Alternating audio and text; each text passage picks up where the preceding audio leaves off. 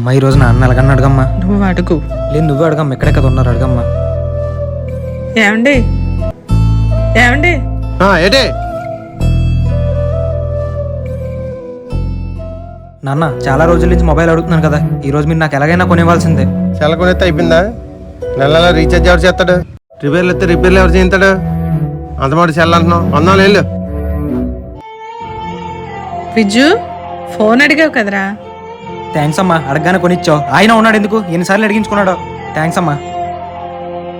నువ్వు అడగరా. అమ్మ వెళ్ళి అడగమ్మా. నేను అడగలేదు, నువ్వు అడుగు. నాన్న నాకు అర్జెంటుగా బండి కావాలి నాన్న, మా కాలేజీలో అందరి దగ్గర బళ్ళు ఉన్నాయి. బండి కొంటాం ఏం చేయరా? మరి నెల నెల దాని మెయింటెనెన్స్ అయినా కాలేజీకి వెళ్ళేవాడికి బండి ఎందుకు? బండి అంత మాటను వందాలే. చా ఈయన ఎప్పుడు ఇంత ఏది అడిగినా కొండ. చా హ్యాపీ బర్త్డే విజ్జు బాబు. బండా నాకా? థ్యాంక్స్ అమ్మా. అసలు అమ్మలంటే నీళ్ళనే ఉండాలమ్మా. ఆయన ఉన్నాడు ఎందుకు, ఎన్నిసార్లు అడిగించుకున్నాడో. సరే నేను వెళ్ళొస్తాను.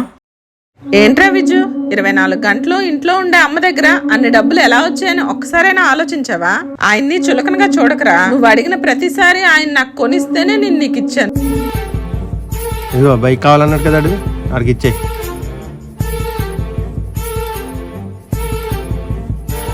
ఈ నాన్నలందరూ ఇంతేరా. పిల్లల మీద ప్రేమ చూపిస్తే భయం ఎక్కడ తగ్గిపోతుందని చూపించరు అంతే. ఎప్పుడు నాన్న తప్పుగా అర్థం చేసుకోకు.